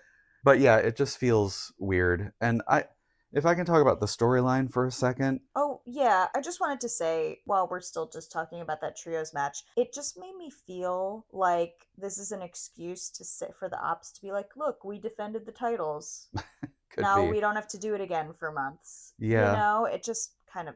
Anyway, but yeah, let's talk about the general story too. I mean, I will say on that, I'd like to see more people come after the trios titles, and I could imagine this setting up more legitimate like stuff down the road, and I guess that feeds into whatever's happening with this story. I can see this being good mulch for later storytelling. For example, the question of, well, who are Hangman's friends? We're going to go all the way back to the Dark Order. Great question. Who are Hangman's friends? And this, to the question of like, Hangman's storyline reached a nice peak. Well, this does tell us there is still some meat to chew on of like Hangman won the belt off Mox, and that was a nice like culminating peak for his story, but he won it with help that he didn't ask for. He is still very much sort of a loner cowboy. They didn't do it to help Hangman, they did it to end Mox. Right. A lot of people were helping, but not because like Hangman is their best friend and you know, he's the loner. And it could conceivably be something that a storyline developer, a writer would say, well, there's still more for Hangman to like learn and grow and develop as a real face, as a person who can also bring people together or have people that work with him. And on that note, we're going to get this match between Samoa Joe and Eddie Kingston, and I fully expect them to have Eddie lose through interference, and I fully expect them to trot Hook out again to do that. I mean, I'll be happy if I'm wrong, but I don't like being you're not. I don't like being in the position of saying about this thing that I'm enjoying, like, I'll be happy if I'm wrong about what I'm expecting them to do, you know, like, just doesn't feel good. And this is the problem I have with this story, isn't even so much that like, oh, Hangman's reign was cut short, or even that Samoa Joe and the Ops interfered to take it off him. It's just all been it's been messy, and I feel like we're trying to be told that it's a more interesting, fascinating story than it really is. Yeah. And I can imagine a few ways it could have been done better. The biggest problem for me is I think it would have been better if Joe's heel turn was fully just done at Full Gear. It was awkwardly done ahead of time. And part of the reason I was thinking that is they're really laying into this idea that Hook is important in this. Right. He didn't do anything important. He didn't. The idea that like, oh, well, he got on Hangman's side, he got on Eddie's side, but we never saw any relationship developed between any of them. There's a lot of telling and not a lot of showing. Exactly. Eddie and Hook are showing up together to do squash matches. Okay, but who are they to each other? I think the only thing we got out of Eddie at one point in a promo was like, they want me to help the young guy, I'll help the young guy. Okay, well, that tells me Eddie's a cool guy. That doesn't tell me what their relationship is. And we know Eddie's a softie. Right. So I understand the implication that he loves Hook and that he's devastated. Yes, yeah. Like, I get that because you could see it in Eddie's face because that's what he's doing. Right. But Eddie's the shining star there. It doesn't really explain why. Yeah. You know what I mean? So I did want to point out here that during this trios match on Dynamite, it was the second week in a row that Hook came out to a silent audience. No pop for Hook. Which is really, and there was a huge pop for the Dark Order. Mm-hmm. And Interesting. Nothing for Hook. It was like a little wet fart. And it doesn't make me happy. No, it doesn't feel like, good. I'm not like, oh, that little shit, But the fact that the announcers then spent the entire match talking him up, right? Like much more obviously than they ever do for anybody else. Yeah. Felt really gross and weird and forced. Like, stop. Yeah. And stop then trying to make Hook happen. Stop trying to make Hook happen. I mean, the problem is like... Just makes me wonder what's going to happen when he doesn't get over again. Right. What are you going to do, Tony Khan? Right. When yet again he fails to get over? What are we going to do this time? Yeah, I mean, he's just done nothing of importance. And they've been trying to say, oh, well, he got on Hangman's good side and they had the trios match where he like tapped out and he was one trios match together and then he tapped out in 2 seconds. Right, which like, I get they're trying to do this whole like M. Night Shyamalan, oh, we're doing a Saw twist where the end of the movie there's it makes everything that you saw, you get to see it in a new light with new information. But like we saw nearly nothing. And then the key thing for me is at Full Gear, the Ops came out to interfere with Hangman, and Hook was a part of that, but he didn't do anything important specifically. No, he didn't. He just showed up and was done. The damage was already done. He just showed up and took his jacket off. And my little self-indulgent... And then he hit Hangman with the belt. He hit Hangman with the belt. Okay. Sure. My little self-indulgent... He didn't do anything specifically devastating. Yeah. My little self-indulgent version of this story would be the Ops come out without us having seen a heel turn. And they come out, and Eddie and Hook come out, and we're like, okay, they're not going to interfere because they're not supposed to, and Eddie and Hook are going to take them out. And Eddie takes Shibata out, and they fight out of the ring. And then that's when Hook and Shibata, like, predator arm shake and tear into the cage and do something. That would have been crazy. I feel like that would have felt better, and it's simpler. it would have worked too with, Hangman's such an honorable guy that even though they're theoretically both faces, if Joe had just been like, listen, as the former champ, I demand your respect and I demand a match. Yeah, I It's totally really not agree. far-fetched to think that Hangman would have at least eventually agreed to have this match with with Samoa Joe, even though he wasn't like in full heel mode. Yeah, it didn't need to be a 2-week, 3-week in advance heel build-up. I just think somebody thought like, okay, interference is overdone and boring, so let's try to make it more interesting, but it didn't really work out. And then adding on all the stuff where like, we even got this extra YouTube promo that I watched for some reason. Oh, you can't make me watch that shit. There's no point, but like where Hook's trying to talk himself up, but he's just sitting there trying to look like a gangster. And he's being interviewed and being asked like, oh, what do you say to the fans who are disappointed in you? And I'm like, I'm not disappointed in Hook. I'm disappointed in this storyline. Find me a fan who's disappointed in Hook for being the mastermind of this plan. And like, listen, I'm all for young talent being built, but like most of the talent that I see and I get excited about are building themselves. Right. And I feel like they're trying to build Hook. Send them out on the indies. Send them out to like go. We keep saying maybe I said that last week, but that's where I'm at. I'm just bored with the storyline. Okay. But wait, let's talk about the exciting part of the exciting part that promises future goodness. The exciting part of the story is that immediately after that horrific trios match, Hanger's mad as hell. Shibata and Hobbs better get their affairs in order. That was beautiful. Because you know who's coming for them. Write your fucking will, boys. Because Swerve and Hangman are gonna be murder husbands. Murder husbands. They're not. Hangman's not doing too well. And so also it does break, like, I don't need to see, I don't know whose idea it was to be like, let's make Hangman angry and drunk again. People are gonna love it. Who loves that? I'm sad. It's sad. It's supposed to be sad, I get it. Yeah. But like also I feel like this is like maybe trying to court male fans who want to see a badass. I wonder. I don't know. Anyway, on Collision, we finally see Swerve. We are told we will see Swerve. We didn't say we would hear from him. I wasn't sure if he was going to speak. Yeah. Because so far he hadn't, but he does. And I took note that if Swerve suggests that Joe should be booed, people actually started booing him. Thank God. Of course, there were then a few men in the audience going, Joe, Joe. Little faint but Joe chants. Mostly, if Swerve says you boo, people fall in line. Which is good. As they fucking should. As they should. And then he starts to be like, Hangman, we gotta talk. We're really not friends. We're just gonna cooperate this one time to do this one thing, da-da-da. And Josh Alexander has the absolute brass cojones. The audacity. The sheer audacity to interrupt Swerve Strickland. True heel behavior. Whose house? It's Don Callis's house? No, it's his mansion, and the ham is in the basement. Thank you, Tunnel Talk.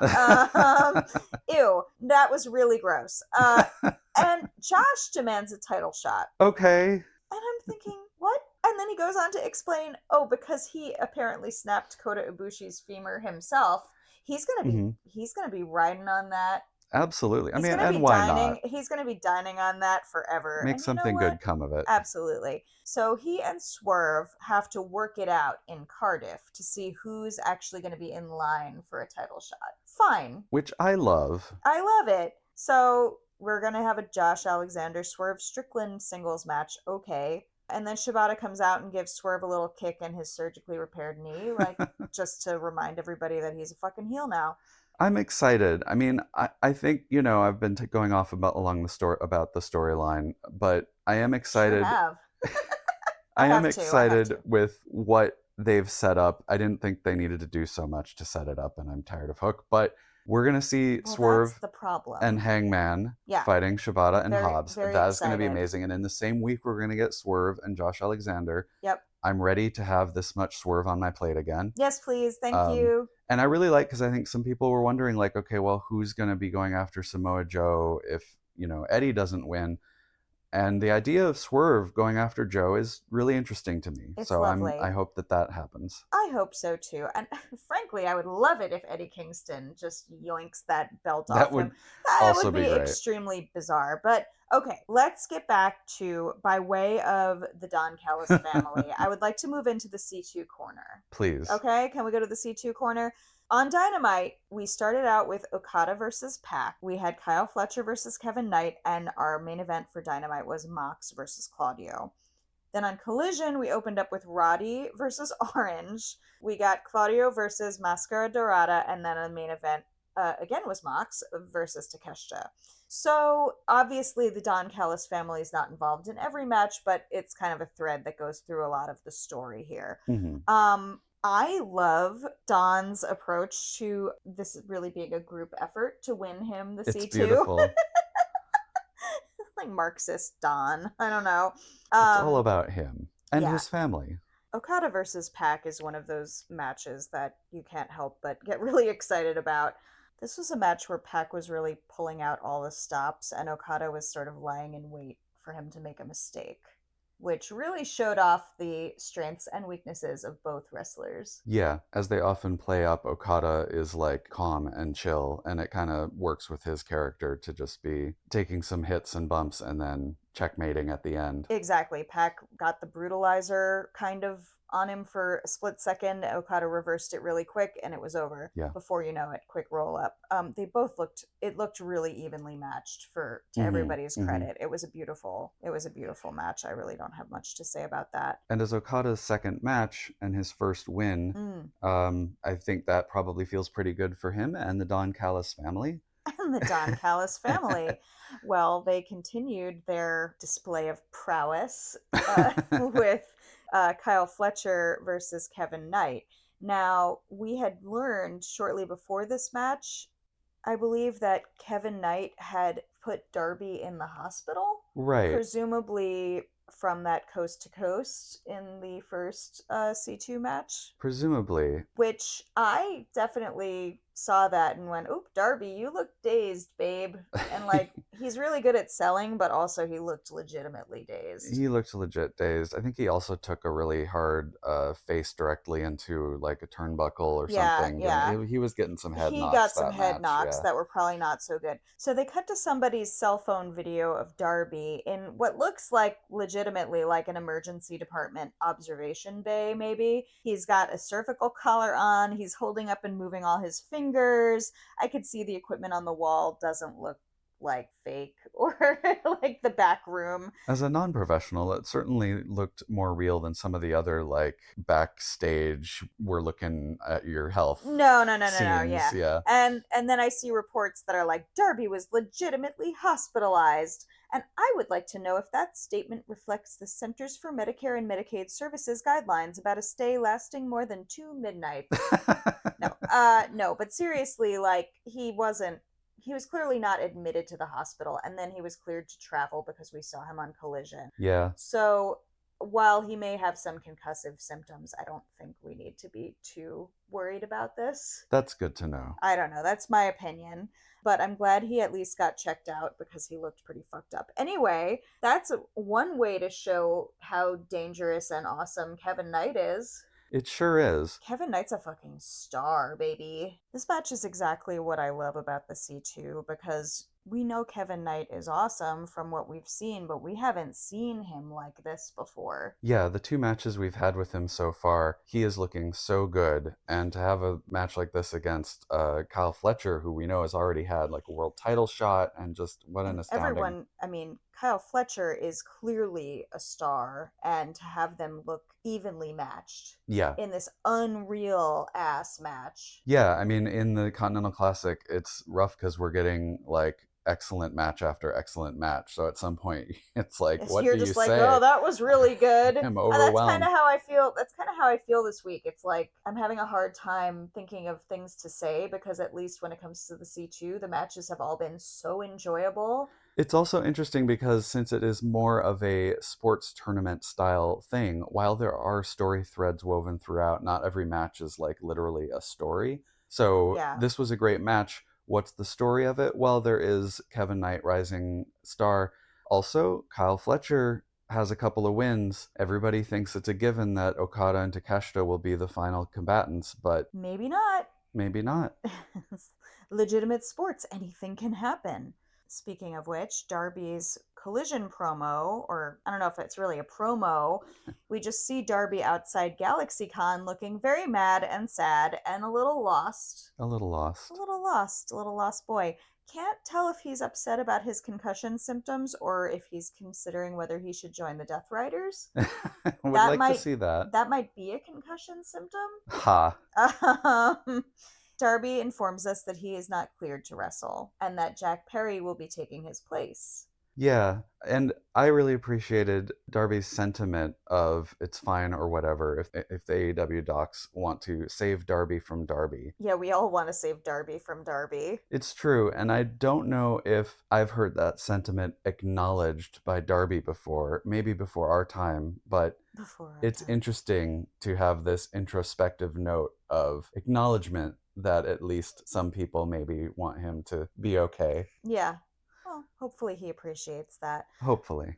So I found it interesting because the rivalry between Darby Allin and Jack Perry is really not in the distant past. That's within our, at least, viewing back. That's like last year. So I do think it's interesting that Jack was selected as the replacement there. But Jack Perry had come in, I believe it was on Dynamite. I said here, speaking of Kyle Fletcher, after Kyle and Kevin's match, Don Callis and the family come out with a message for the Young Bucks. And this involves Hechicero and Josh Alexander walking out with the money bags. Because that's how you tempt the Bucks. Yeah, just literal bags of money. My favorite thing about this was Don announcing in his pompous voice, "Everyone listen to this important thing Kyle Fletcher has to say," and then they cut to commercial. It was great. It was very silly. Which he must have known that was about to happen. He must have. Anyway, it was a good part of the bit. Thank you, Don. So they're tempting the Bucks to get in there, take the money. Of course, the Bucks show up and get attacked, and Okada gives the Rainmaker to Nick Jackson. They're shock and awe. Jurassic Express comes out to help. But the Don Callis family is so big that they have trouble, and then Kenny comes out. Yes, but not before Okada kicks Luchasaurus in his dino nuts. And then Okada gives Jack the bird, which he then bites. As anyone would want to. I like you do. So yeah, where's Greg? But yes, then we get Kenny Omega coming out looking like you or me, hanging out at home with athletic shorts and a sweatshirt. Like he was just watching Netflix in the back and then was like, hey, now wait a minute. Well, I guess if you're watching BTE, he was not looking at Netflix, but making some very interesting searches on other his things phone. On his mind, yes. So thank you, Kenny. And it kind of looked to me like we were setting up like an Elite versus DCF, maybe a 5-on-5 type match. Mm-hmm. Just the way they were showing everybody. Mm-hmm. I could be making that up, but it was fun. Like, I wouldn't be surprised if they do something kooky. It would make sense down the line. I mean, this is one of those storylines that maybe is like a little bit in the back seat during C2, but they've certainly been building this up. Yeah. And then just like a little more Don. I think the only other thing I want to say about Don Callis for this episode was our little bit of Okada and Takeshita drama, where Don explained for all the idiots among us the whole deal with the unified title. And I gotta say, I wasn't really confused. I'm not really confused. I don't.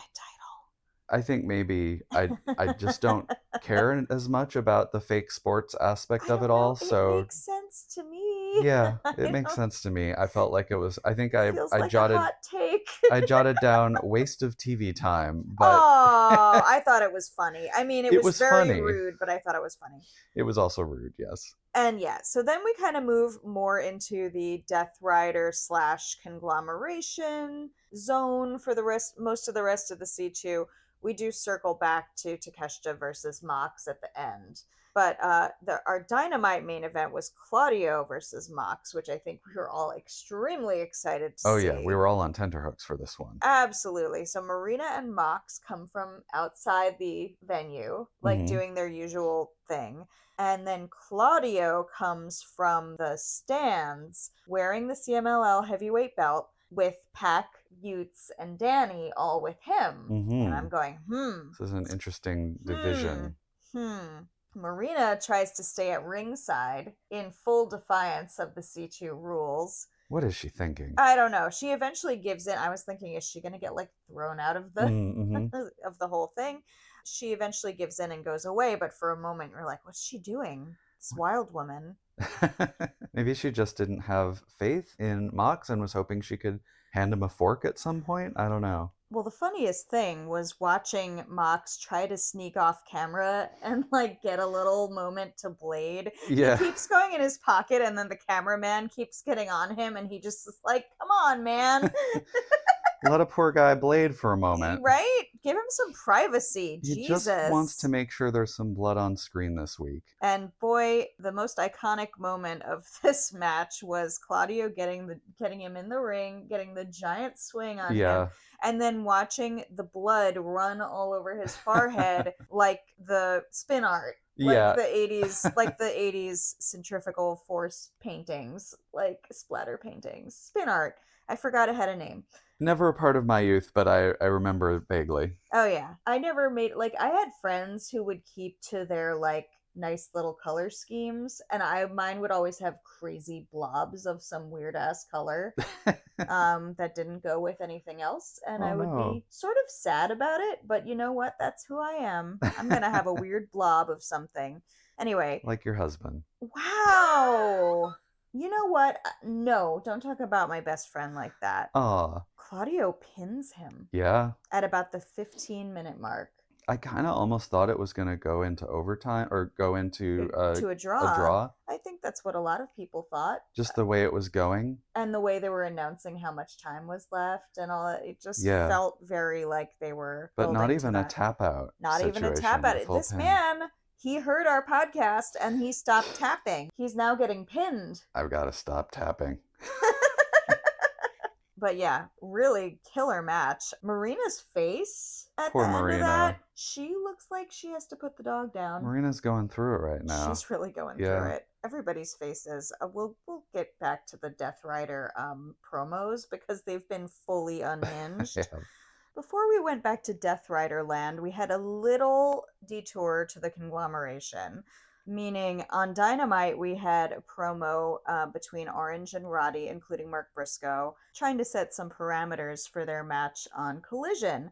Conglomeration rules. No chops. I love that Briscoe was delivering this idea as if he and Orange had talked earlier. And Roddy was not happy with that. Asking Roddy not to chop is about the funniest thing you could ask him not to do. Maybe that's why Orange had Briscoe ask instead of just asking himself. And on Collision, as predicted, Orange got slapped in the tits many times. A lot. And it was extremely delightful. It was a great match, honestly. Like, it was pretty technical. I enjoy seeing Orange get really grappy. Orange was going for the DDTs to target Roddy's neck, and Roddy was going for the backbreakers because if there's anything we know about Orange Cassidy, he clearly has a bad back that he's been pointing to for the past 20 years. Orange wins, which I wasn't sure that was going to happen. I was surprised. I thought Roddy was probably going to win this one. I'm delighted to see Orange win. Roddy's mad as fuck. Roddy is mad. And I mean, for something that is largely like a sports tournament, it is telling a lot of stories. It is. Well, sports tournaments do tell a lot of stories, but yeah, Roddy needs to realize that he needs to have some respect for Orange and also that he's got a glom.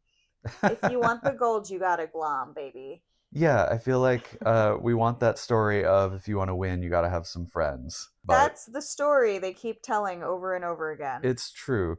Roddy really wants to go it alone, though. I wonder where this is going. Hmm. And for Orange, I'm glad he got some mojo back to get a win because he's been having a rough time too. He has. I'm curious to see where that's going to go. Meanwhile, back in Death Rider land, we got Claudio versus Mascara Dorada, which, what a fun. This is the beauty of the C2. It is the beauty of the C2, and I love that they did this. I can't believe that they didn't just have Dorada eat the pin. That was surprising. Claudio's been looking infallible. He looks unstoppable. I mean, he just looks like that as a physical form. He looks unstoppable. Yeah, Dorada's been like a little hit or miss lately in these matches, and so to make him look incredible and put him over like that was so fucking cool. I loved it. And then we had Takeshita versus Mox, hotly anticipated Collision main event. I don't have a lot of notes about this match. I think I was really just staring at it in awe and wonder. They were really attacking each other's ankles, which I don't love it when, as part of the work, like, wrestlers will repeatedly attack the same body part that's vulnerable on their opponent. I just find that kind of distasteful, but I get why they do it. Yeah. So there was a lot of that. It seems like such a common trope that it does get a little like, oh, we're doing this again. But and I'm not sure, like, if they use union labor or what happened between Friday and Saturday, because they touched the announcement desk and it fell like a house of cards. It just fell apart. Who was the last one to go into that? Mercedes? Maybe. And somebody at Final Battle went really Battle. hard into the desk, but then I'm like, did you guys like reassemble it so that it would fall down? It was very funny. Mox got a pretty nasty abrasion from the edge of that desk, unfortunately, but anyway. Yeah, it looked nasty. It was pretty nasty. Bryce is in the ring for this, and he is, as always, doing absolutely too much with his body. And then after Takeshita won by pinfall, the Death Riders walked out to the ring, and we didn't even really get to see what they were doing with their faces. The camera just cut us off, and it was the end of the event, which I found extremely rude.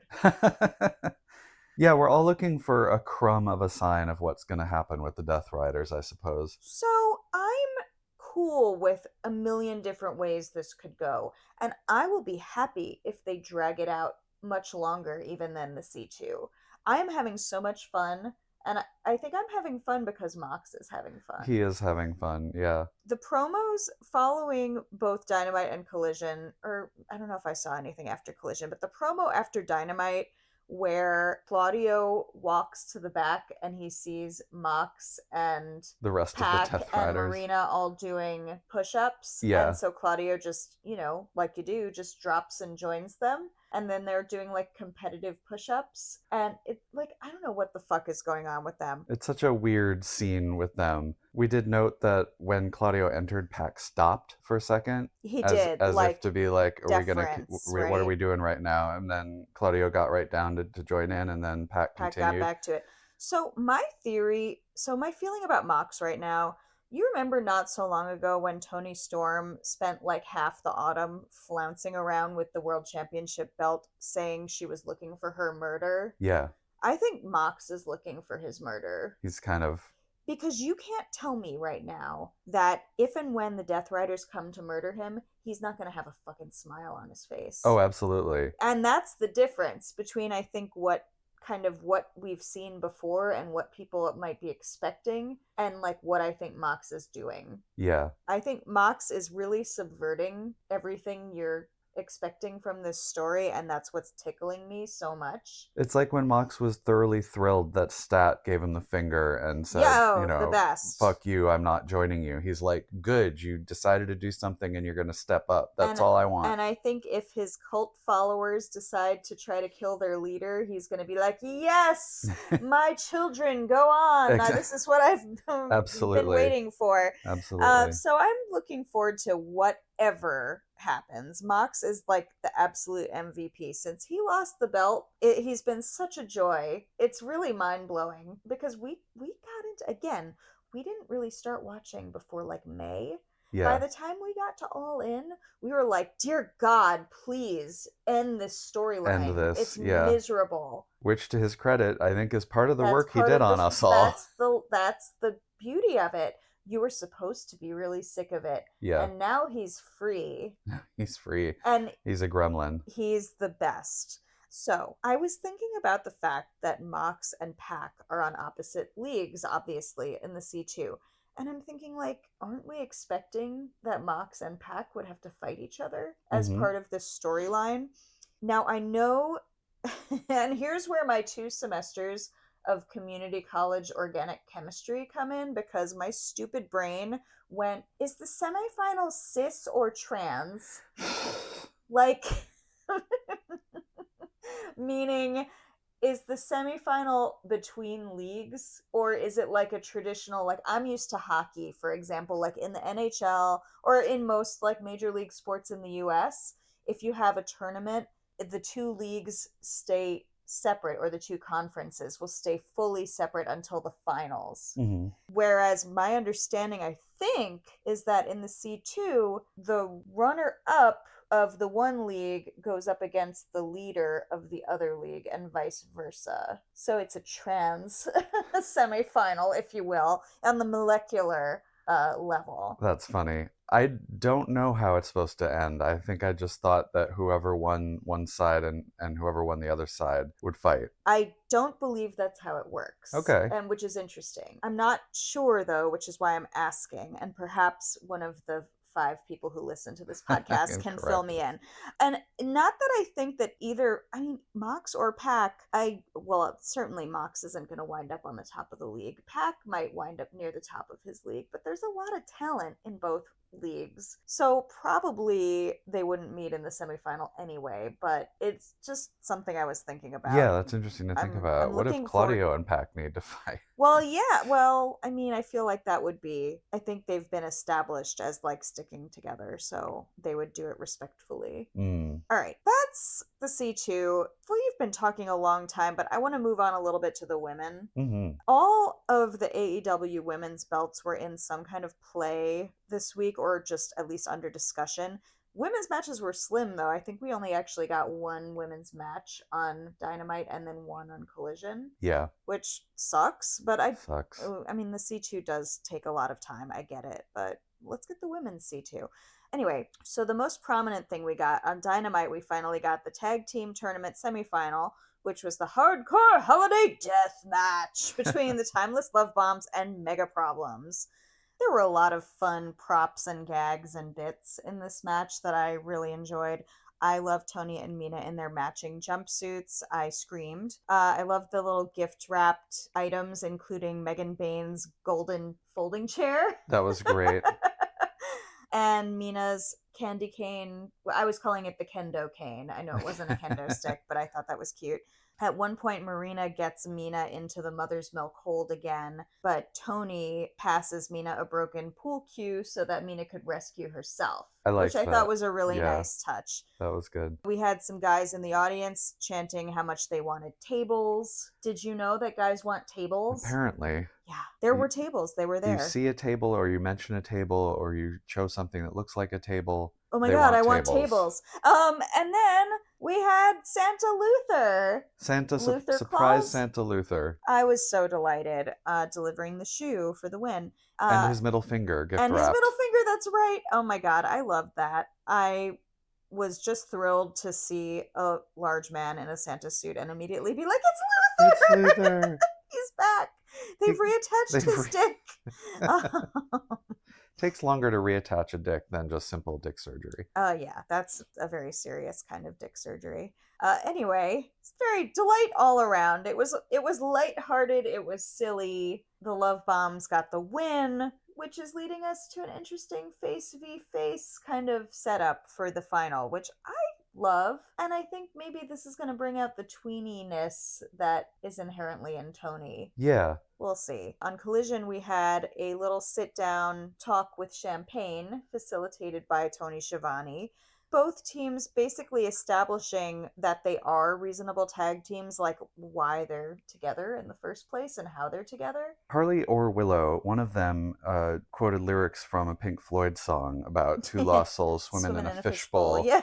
Year after year, I assume. But they were trying to ring a note about how they've been around 3 years They said something. I think it was Harley claimed that they've both been a lot more successful than Tony and Mina in their 3 years in the company, which I'm not sure what she meant by that. What did she mean by that? No idea. But regardless, certainly Harley and Willow have been very successful and deserve to be the tag team. I think the Babes of Wrath take it. I think so too. I know that's not exactly the talk of the town, but yeah, everybody involved in this final is so over. I think Willow and Harley would benefit the most from having the belts, and the audience will fucking eat it up no matter what. I agree. Personally, that makes the most sense to me. I can see the idea of Tony's the big star, put the belt on her, she can defend it at the pay-per-view, and we're just doing the fucking belt. But I also think that's kind of boring and uninspired, as much as I love Tony. It's not even necessarily true that Willow and Harley need the belts either. I just think it's more interesting. Right. So, in further women's title discussion,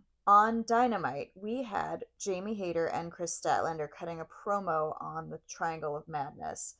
This is following, if you recall, Tekla's match with Ty Mello the previous week, where the Sisters of Sin came to kick the shit out of Ty after Tekla beat her, and then Jamie and Kris ran in to help. They cut a promo on the Triangle saying they're going to team up. We have yet another unlikely championship level tag team. One time only, they're going to team up against the Sisters of Sin in Cardiff, and Jamie looks Kris up and down, and I guess we're supposed to think that means she's going for the belt and not for a kiss. But could go either way, you know?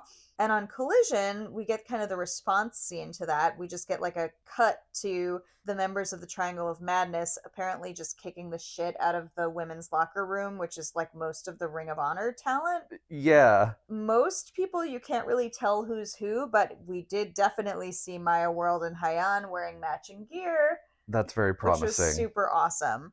And so they're, these poor gals. Yeah, it was a little bit weird as a promo for me. I'm just okay, why are you beating up people who are not Stat and Hayter? Because they're madness. Because they're madness. They just want violence. So they said, "See you in Cardiff" to Jamie and Kris. So this is all very promising. I'm ready for that. I love that. Very promising. And then our other women's title event was the TBS Championship match on Collision, Mercedes Moné versus Leila Grey. Moné is fucking shook. She's crashing out a little bit. She had a pre-match promo with Lexi Nair, saying she wasn't going to talk about her loss to Red Velvet. We loved the $ shaped belt table. Props to the props department. That was great. And then she winds up nailing Christopher Daniels with a Meteora. Whoops. And then definitely not whoops, giving him a low blow later on. And then poor Christopher Daniels. Poor Christopher Daniels and his nads. She gets Leila Grey in the statement maker, will not let go after the tap out because she is making a statement. She is. And the statement is that she's pissed. Mm-hmm. So that's the women's title scene for very brief. Very brief. Very brief. I feel like we're getting some good setup with Sisters of Sin and Tekla and Hayter and Stat. Yeah, and I'm not sad about it. No, I'm excited for what it suggests we're gonna get. Similar to how we're getting this eliminator match between Josh Alexander and Swerve. I expect down the line we may get some sort of eliminator match between Tekla and Hayter for a chance at Stat and all that kind of give me all of those matches. Give me more. Yeah. So happy to see these stories being set up. On the men's miscellaneous title scene, we have a lot of FTR talking. Blessedly, we also have the Bang Bang Gang talking. Yeah. It's like FTR comes out and then the Bang Bang Gang show up and make everything right again. Yeah. Yeah, and I don't remember what happened exactly, but at some point during Dynamite, I wrote, is this how Jay White's going to come back?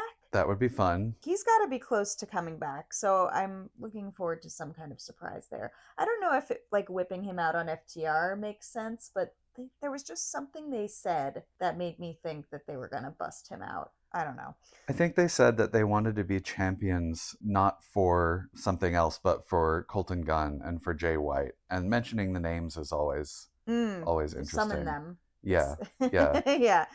on Collision, we once again are informed we will be granted the privilege of getting to hear from FTR. Yay! Yay. Oh my god, do they ever get tired of talking? So they come out and they say to the, like, come on, Bang Bang Gang, let's go right here, right now. And once again, they call Austin Gunn a Nepo baby, and Juice is just Mr. Tony Storm. Is that supposed to be an insult? Yeah, wouldn't we all want to be Mr. Tony Storm? I want to be Mr. Tony Storm. Are they trying to get Tony Storm to go cut a promo on FTR? Because that would...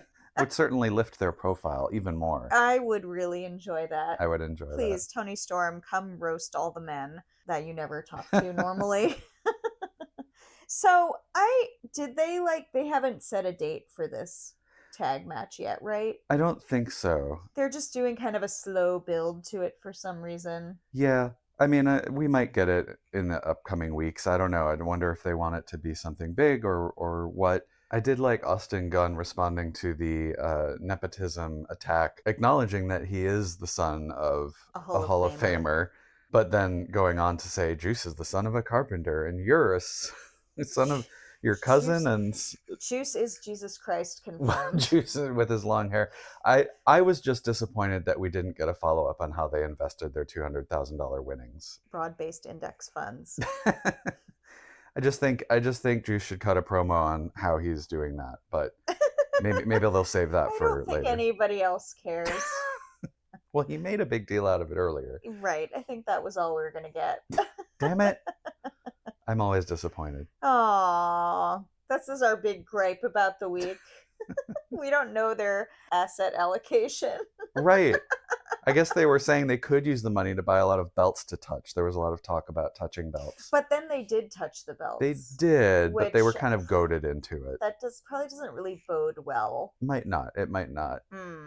Like the original sin in a horror movie where, like, well, you did the thing, so now you're going to die. Exactly. Yeah. Yikes. So speaking of touching belts, we did have another national championship defense on Collision, much to Ricochet's chagrin, versus Ace Austin. They're strapping that rocket to Ace. I love it. He is fun. He moves funny. He moves funny. He's cool. He is cool, and he's got some good character work. He's built him. You can see he's done work on himself to be interesting. He has. He's kind of a goober, also, which we also love. But yeah, no, he's great in the ring. He's very interesting to watch, and I can't help but wonder if it's sort of like a pointed statement to TNA folks, like that AEW is going to treat you well. Like, you can get out of there and look at all your TNA buddies. Like, they're doing so well here now. Yeah. I don't know. Thrive. I was really hoping that Ricochet had an opportunity to wash his tights between Final Battle and Collision. Yeah, that was interesting. Final Battle, he had tights, and he's usually in the undies, the trunks, right? Yeah, the trunks, the undies. But he had new tights, and then he wore the same ones the next night. So hopefully, I hope he has two. I hope he has two sets, or like a good wash and hang situation. I also was wondering if the text on the back of Ace Austin's trunks is in the Batman Forever typeface. If the three of you who are still listening to this have also thought about that and would like to confirm, we can talk about it. At one point, Ricochet steals the mallet from the timekeeper's table, like the one that goes with the bell. Yeah. From the timekeeper's table, and he menaces Mike Posey with it because Mike Posey is like ripe for bullying. Poor Mike Posey. Ricochet is very funny. He's so fucking funny. He just tears up the place when he shows up. He really gets a moment with fan signs too. Yeah, speaking of tearing up the place. Yeah, he's such a fucking delight.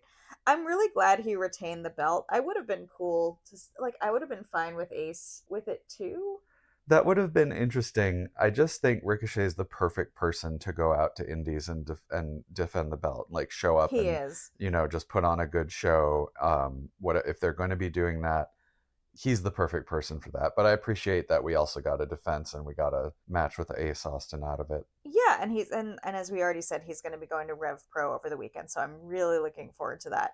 Shall we talk about a little bit of indie nonsense, or was there anything else you wanted to say about AEW this week? Just that we also got some promos about this upcoming defense of the TNT title by Mark Briscoe. I'm sorry, you're right. I meant to say that. Go ahead. And Mark Briscoe has highlighted that Danny was a previous TNT belt holder. Mm-hmm. But it's interesting in Danny's storyline that he was not doing so well lately, and that was what drove his heel turn and joining the Death Riders. And it's kind of funny because one imagines if Briscoe wants to give him the shot because he was a former TNT belt holder, if Danny maybe just held out a few more months, he might have gotten this shot, but now he's a Death Rider. But in any case, I expect that will be a fun match. For sure. It'll be good to see Briscoe defending that belt. For sure. Can I get back to indie nonsense? Yeah. All right. So last Monday, we actually watched it on Wednesday as like a little appetizer before Dynamite. We had Fancy Ryan Clancy versus Bear Bronson from, I believe it was Wrestling Open Rhode Island, but it was the IWTV Championship match. Fancy Ryan Clancy is the current champion, and he had a little bit of a heel turn. Maybe. Which, like, I'm not sure the audience knew what to do with it. I'm not sure I know what to do with it either. I thought it was really funny that Marcus Mathers came out to try to intervene and keep him from, like, going to the dark side. Yeah. I find that these indie heel face dynamics are so strange because you could be a wrestler with the same gimmick and the same gear and everything in multiple promotions, and like sometimes I can't keep track of if you're supposed to consistently be a heel or a face, or like maybe you're a heel in this promotion and a face in the other one. I don't know. Yeah, I don't have enough information yet. And then, so that was fun, just like a little fun note from some random thing we watched. And then after Final Battle on Friday night, it was actually 8 p.m. local time in Seattle, GCW had an event that was full of intergender nonsense. Mm-hmm. So if you have a way to watch GCW, like if you have Triller, go watch GCW Say You Will. If you want to watch a bunch of like really kooky intergender shit, which I do always. We had, I'm not going to go through every match, but just like very notable, it opened with Effie versus Priscilla Kelly. These two are such fucking gross perverts. And I love them. It was very fun. They are art. I mean, this is art. And in their storyline, like Effie has just dropped the title, the GCW World Championship, to Atticus Cogar, and he's having his own crash out about it. Mm-hmm. He had apologized to Priscilla Kelly at the beginning of the match saying, I'm sorry, this isn't for the title. Like, I guess it was supposed to be for the title. I don't know. And this match basically ended with Effie decking the ref and threatening Priscilla. She's like trying to talk him down, and he's like not quite choking her, but like being physically intimidating. Mm-hmm. And he gets booed off stage. The Seattle crowd fucking boos him off stage. And we haven't gotten to watch, there was another event from California on Saturday night, and we've been so overwhelmed with everything going on. I have not watched it, but my understanding is that Effie's crazy crash out is continuing. I mean, it sounds fun. It's really fun. We had also, there were some good matches in here that were not intergender also, but of course, you know, that's where my heart is, right? So we had Drew Parker against Vipress. This was a really, like, not perverted, but a true sicko shit match with, like, staple guns and darts and things. And Drew is just, like, a dirty little fucker. Sue Young showed up as a surprise, answering an open challenge. We had Shotzi Blackheart versus Joey Janela. It was just really a fun event. And it was, we did not stay up all night. Like, we watched most of this Saturday morning because that's, like, a balanced breakfast. But it was really fun after Final Battle. Like, it's very serious. Sometimes you need something a little bit kookier. It was fun, yeah. I also really enjoyed the YDNP, Busta and the Brain, versus C4 tag team match that turned into a surprise 3-way tag team match involving the Bollywood boys. That's fun. It was really fun. It's a really fun event. I know that like GCW and AEW don't necessarily play nice together, but I don't care. I'm really glad they're there, and I'm really grateful for Effie's presence in particular. Mm-hmm. So very much enjoyed that. Should we do, I mean, we already kind of talked about what we're looking forward to for the week. We have Winter is Coming, so Wednesday, Dynamite from Atlanta, and then Saturday we have Collision from Cardiff. And those are both under the Winter is Coming mantle.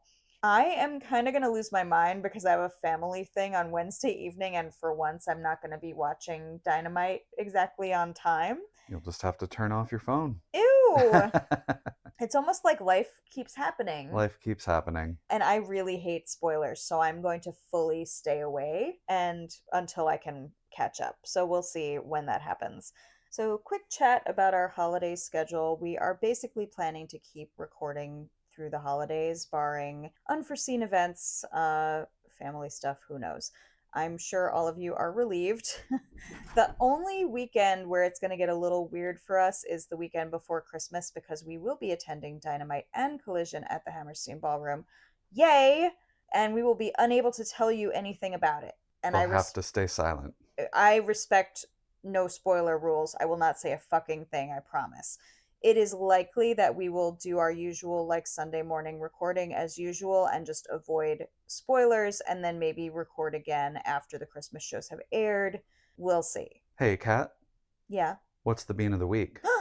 I got a pot of Buckeye beans going on the stove right now. They're going to become a soup with ground turkey, Tuscan kale, and probably the usual Italian-ish flavors. Maybe a little lemon at the end. Maybe a little ginger if I'm feeling really crazy, but it goes pretty well. That sounds perfect. And I actually have to go tend those beans. So, and we've been talking for over 2 hours. So let's call it. Let's call it. Let's call it. Thank you all so very much for continuing to listen to our silly little podcast and for the feedback you've shared with us so far. This has been another fruitful episode of Chatter Machine. Find us on Blue Sky and Instagram at ChatterMachine, or email us at chattermachine@gmail.com. Please subscribe and give us a glowing review wherever you get your podcasts, including YouTube. Thanks as always to Sasha Enda for the theme music.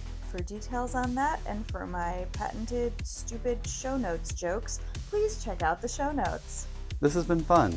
Thanks everyone for listening, and thanks Kat for being the best podcast host. Unlike Mox, I'll never tap out of the hold you have on me.